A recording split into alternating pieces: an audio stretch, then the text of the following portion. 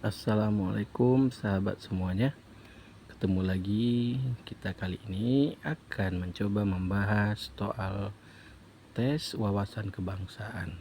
Soal ini diperuntukkan untuk CPNS atau calon pegawai negeri sipil dan juga untuk siswa-siswa yang ingin masuk ke sekolah kedinasan atau perguruan tinggi kedinasan. Kita lanjutkan soal nomor 11 ya sahabat. Indonesia setelah beberapa kali mengalami periode pergantian konstitusi negara dari awal kemerdekaan hingga masa reformasi seperti saat ini. Pada awal kemerdekaan, Undang-Undang Dasar 1945 merupakan konstitusi yang berlaku di Indonesia. Namun, dalam pelaksanaannya terjadi beberapa penyimpangan. Penyimpangan pertama terhadap Undang-Undang Dasar 1945 adalah A. Berubahnya sistem pemerintahan dari sistem presidensil menjadi sistem parlementer. B. Berubahnya sistem pemerintahan dari sistem parlementer menjadi sistem presidensil. C. Lahirnya Tritura. D. Lembaga-lembaga negara seperti MPR, DPR, DPA, dan BPK masih bersifat sementara dan pembentukannya belum berdasarkan Undang-Undang Dasar 45. E. Dibentuknya konstituante ya. Kalaulah kita paham ya, kalau untuk penyimpangannya itu sangat banyak ya. Salah satunya ketika mengganti Undang-Undang Dasar 45 menjadi UUDS 50 ya. Itu juga termasuk ke penyimpangan. Tapi yang ditanya di sini adalah penyimpangan awal. Nah, kalau untuk E ini dibentuknya konstituante, itu adalah UUDS 50 ya sahabat ya. Kalau lembaga-lembaga MPR sementara itu juga masuk ke UUDS 50. Yang C, Tritura, tuntutan rakyat atau tiga tuntutan rakyat. Ini juga lahir karena adanya penyimpangan pada konstitusi, tetapi pada konstitusi UUDS 50 juga ya. Sekarang yang kita harus lihat di sini kata kuncinya, di awal sistem pemerintahan kita itu adalah presidensil ya, bukan parlementer. Berarti yang B juga tidak termasuk ya sahabat ya. Jadi yang paling pas jawabannya adalah berubahnya sistem pemerintahan dari sistem presidensil menjadi sistem parlementer. Jawaban nomor 11 adalah A.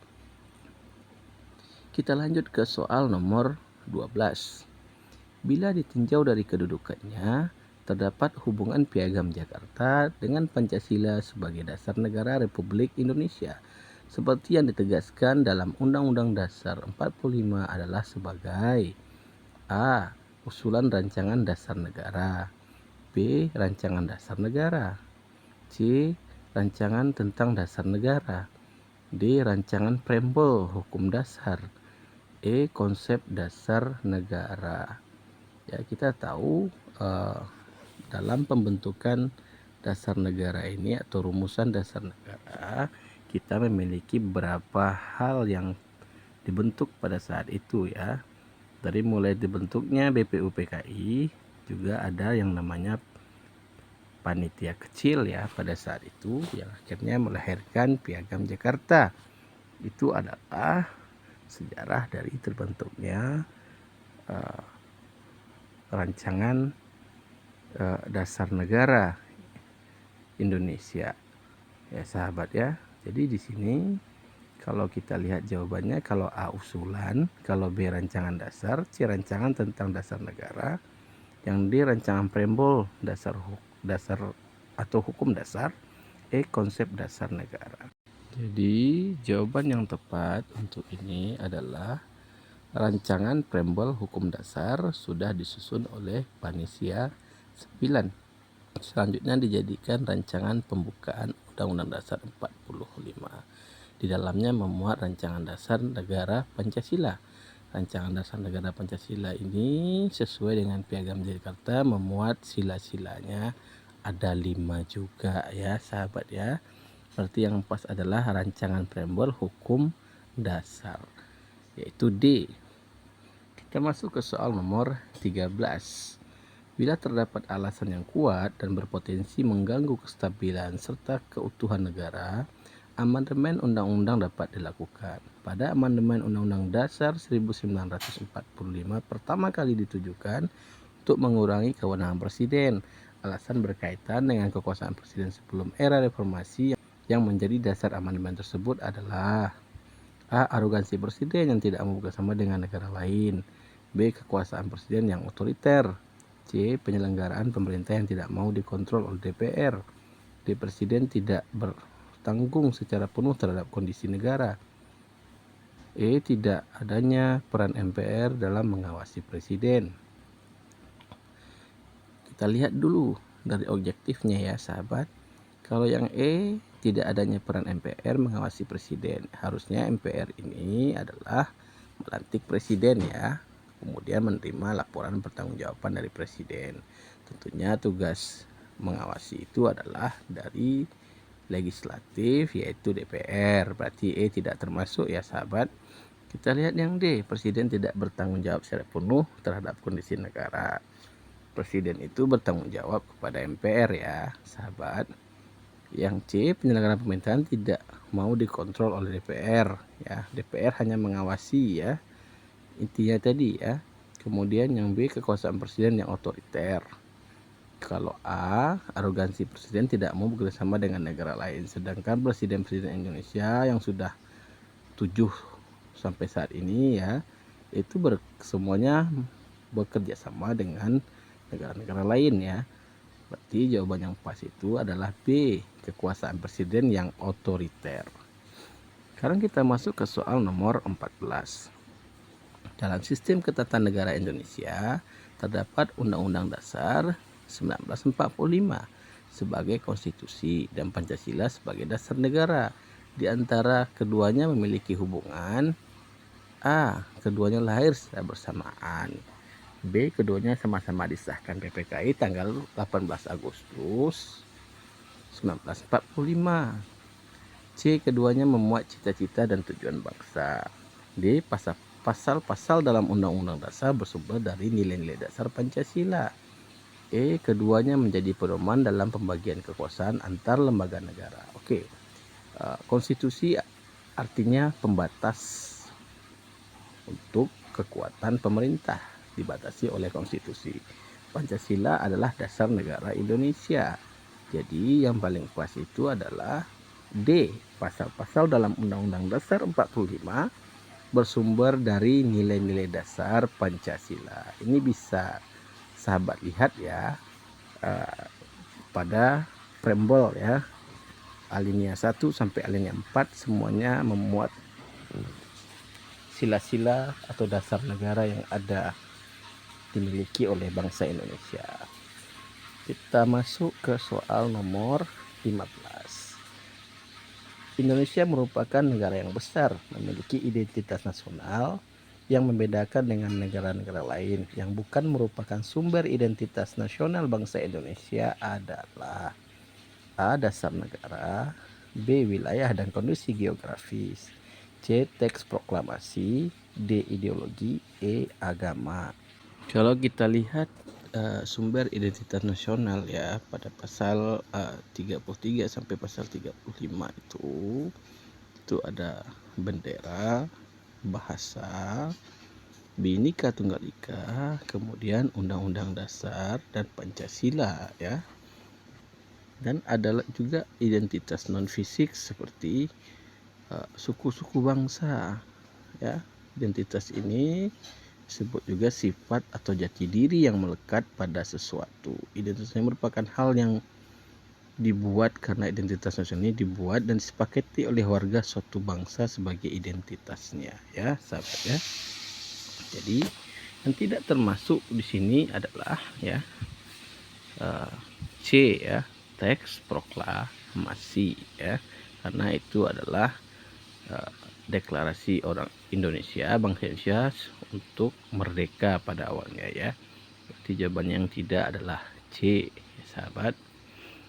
Kita lanjut ke soal nomor 16. Pada awal perumusan dasar negara terlebih dahulu dihasilkan Piagam Jakarta. Pada sila pertama, Piagam Jakarta sangat syarat dengan nilai syariat Islam yang diberlakukan untuk semua bangsa Indonesia. Namun faktanya, bukan hanya Islam agama yang dianut oleh bangsa Indonesia. Terdapat salah satu tokoh nasional non-Muslim ikut andil dalam perumusan dasar negara, yaitu A.A. Maramis. Namun ia tidak pernah mempersalahkan sila pertama Piagam Jakarta karena tidak ingin ada perpecahan. Hal terpenting baginya adalah terbentuknya landasan bagi negara yang akan merdeka. Sikap yang ditunjukkan A.A. Maramis menggambarkan A. Patriotisme, B. Nasionalisme, C. Cinta tanah air, D. Gotong royong, E. Bela negara. Kita harus pahami dulu ya konsep dari patriotisme, nasionalisme, dan cinta tanah air ya sahabat ya. Kalau untuk melihat apa itu patriotisme ya, sikap cinta tanah air. Cinta tanah air ini adalah suatu sikap di mana seseorang sangat mencintai tanah airnya ya. Contohnya tentu dia punya jiwa nasionalisme, dia punya jiwa patriotisme, dan dia juga punya jiwa bela negara ya sahabat ya. Berarti semua sikap di atas itu adalah cinta tanah air. Jadi A.A. Maramis ini atau bapak founding father kita ini juga salah satu orang yang masuk ke dalam panitia 9 ya sahabat ya. Dan kita sama-sama paham ya bahwa beliau sangat nasionalis karena beliau mampu tidak memaksakan kehendaknya ya. Walaupun beliau non muslim tapi tetap percaya dengan dasar negara yang dirumuskan ya. Kalau untuk patriotisme itu kodenya adalah rela berkorban ya. Rela berkorban ya. Ada contohnya beberapa ya, sekolah. Kalau untuk anak sekolah, patriotisme itu mengikuti upacara bendera. Kalau untuk di rumah membantu pekerjaan orang tua. Sedangkan di masyarakat menolong tetangga yang kesusahan. Kalau untuk di negara membantu aparat menjaga keamanan negara. Itu adalah sikap patriotisme.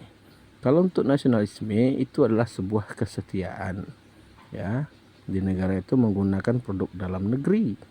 Kalau di sekolah menghormati guru, di rumah menghormati orang tua. Masyarakat melestarikan budaya Indonesia.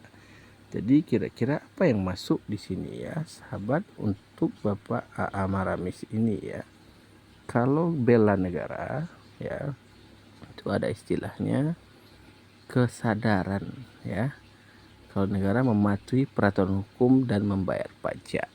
Itu contoh kekiniannya yang dilakukan beliau ini ya, yaitu tidak pernah mempermasalahkan Piagam Jakarta karena tidak ingin ada perpecahan. Ingat, tidak ingin ada perpecahan, berarti beliau ini rela berkorban ya sahabat.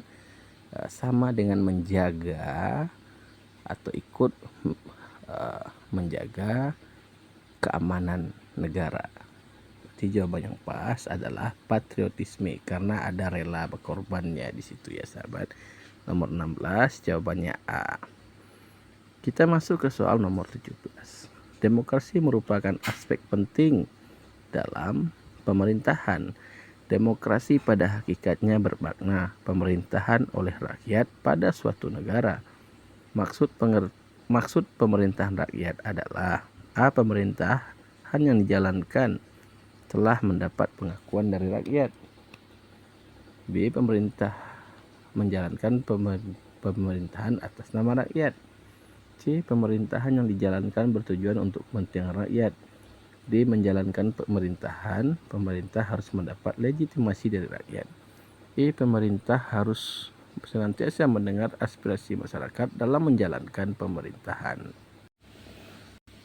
Banyak sekali pengertian tentang pemerintahan rakyat ini ya. Yang paling jelas itu ada beberapa hal ya. Hakikat demokrasi, pemerintah dari rakyat, pemerintah oleh rakyat, dan pemerintah untuk rakyat ya. Jadi pemerintah ini harusnya pemerintahan yang dijalankan dan telah mendapat pengakuan dari rakyat. Pemerintah yang dijalankan bertujuan untuk kepentingan rakyat. Manakah yang lebih pas ya sahabat ya? Seperti hakikat demokrasi ya, menurut pilar utama sistem hakikat demokrasi itu adalah trias politika ya. Berdaulat kepada rakyat dan menjalankan pemerintahannya. Hati harus berdaulat ya. Berarti pemerintahan yang dijalankan telah mendapat pengakuan dari rakyat. 17 adalah A. Kita lanjut ke soal 18. Insinyur Sutami merupakan seorang pejabat dengan menjadi Menteri Pekerjaan Umum selama 12 tahun. Meskipun menjadi pejabat negara, ia tetap hidup sederhana dan dikenal sebagai menteri termiskin. Kesederhanaannya terlihat pada atap rumah yang ditempati bocor, dan layanan listrik rumahnya pernah dicabut akibat telat bayar karena saat itu ia tidak memiliki uang. Ia tidak pernah menggunakan anggaran negara secara berlebihan untuk dirinya.